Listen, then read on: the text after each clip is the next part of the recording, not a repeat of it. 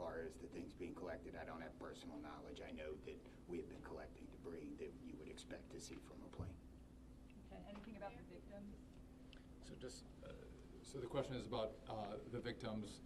The NTSB is going to lead that portion of the contact with the victims. I believe American is going to be involved with that as well, and so will the FAA and the Department of Transportation. Secretary Duffy? We're going to take some questions over here. 1, 2, 3, 4. First, Secretary Duffy, the flight path that the helicopter was on, is that a common flight path, and is it normal for helicopters to get clearance to cut across busy approach paths? So I don't know if you all could hear the question. It's a question about the flight path of the helicopter. I don't want to go into too much detail. Obviously, it is not standard to have aircraft collide. I want to be clear on that. But prior to the collision, the flight paths that were being flown from the military and from American, that was not unusual for what happens in the DC airspace. And as this investigation moves forward, we will be able to provide more information to you about the details of that statement. I wanted to follow up on that question regarding the flight path, because you said it's standard. So can you speak to the conversations with the air traffic control? Were there blind spots here? I don't know if you can expand. So the question is, were there blind spots with air traffic control? I don't want to make statements about that. I don't lead into that answer. But again, I think whether it was air traffic control, whether it was military or the American flight, everything was standard in the lead up to the crash. Now, obviously, there was something happened here. You'll get more information and more details as this investigation moves forward. We'll learn what happened. But again, those who live in the DC area, we see military helicopters fly up and down the river. It's a standard path that they fly. They're used to aircraft landing at DCA, and there's a procedure in place because this happens every day. Something went wrong here. I look forward to the time and point when we can give you that information, but I don't want to comment on that right now. Okay, next.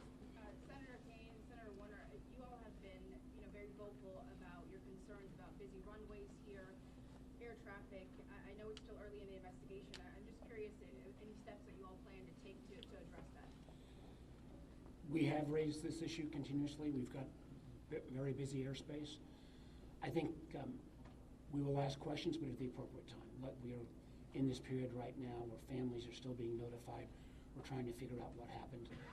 There'll be time for those discussions, I think. Yeah, I'd just say the same thing. We've been pretty plain about our concerns, but it isn't a good time to speculate right now. We have faith that the NTSB will provide the answers about this. Okay, you 4 up here, and I'm going to take 3 in the middle, and then we're going to have to wrap. 1, 2, 3 after this young man. Thank you, appreciate it. Chief, I know, again, I can imagine it must be traumatic for your first responders to have to deal with this. How are they doing right now, and are you all going to be offering any services to help them as they process this? So thank you for the question. Our first responders are resilient people, but yes, this call will be hard for them. Our peer support teams are already engaged with the responders, and we'll be following up on that to make sure that they're okay. But I think the concern is real. Okay. Thank you, Ms. Barry. What kind of communication was there between the helicopter and the tower, the plane and the tower, and the helicopter and the plane? I don't want to say too much on the communication between the helicopter and the tower and the airline and the tower, but I will say this: there was communication. I would say standard communication. So there was not a breakdown, if that's your question, in communication between the military helicopter and the American airline flight. There was communication between the aircraft and the tower. Was the plane aware there was a helicopter in the area?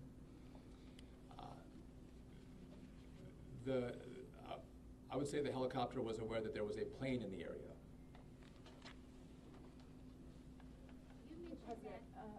So the president, you said yesterday that you called into the briefing room. Has he returned to the briefing room since then? Have you spoken? Also a question about the National Security Advisor, Mike Waltz. He's saying that there was 30 bodies that have been recovered. That he just said that at the White House. Curious, I know you're in this presser right now, so that's hard for you to update, but I do have the the question on POTUS in the briefing room. As we recover bodies, we have a process, and we're not counting any bodies until they're in the possession of the medical director. So there may be some fluctuating in numbers that other people would report, but our numbers from the medical examiner. So just in regard to the president in the briefing room, I've been with this team for the last hour plus as we've worked through the details of the information we wanted to give you.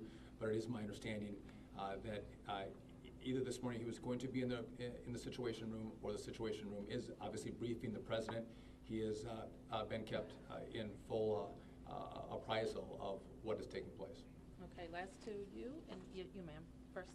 You mentioned that the aircraft was on a standard flight pattern. Just curious, when the airport opens at 11 today, will planes be on that flight pattern again, or are they being directed to fly a different way to land?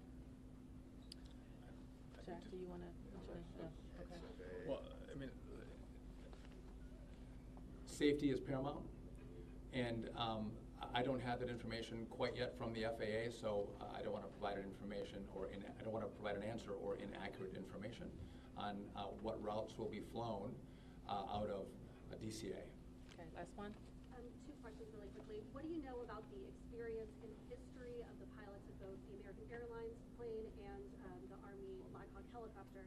And then for Secretary Duffy, last night the president had said that this could have been prevented and questioned why air traffic control didn't tell a helicopter what to do. Is that something that investigators have determined should have happened in this situation? So do you want to? I can quickly, Secretary. Just quickly, I don't have a lot of information to release, but these are experienced pilots. I know that the captain had 6 years with PSA, or almost 6 years with PSA, and the first officer almost 2 years. Again, standard approach, and that's about all I can say. Thank you. In regard to the military, I don't have information in regard to the experience of the military pilots. I would just note that this was classified as a training mission. Sometimes people could think that a training mission is someone who is inexperienced in the cockpit. We call these missions that are flown in the DC area as our pilots are getting hours in experience training missions. So don't read into that we had how many hours the pilots on the military aircraft had. And you had another question for me that was? Last night the president had said that this could be prevented, and also that air traffic control, questioning why they may not have communicated with the helicopter telling them what to do. We are going to wait for all the information to come in from this vantage point, but to back up what the president said, what I've seen so far, do I think this was preventable? Absolutely. Thank you.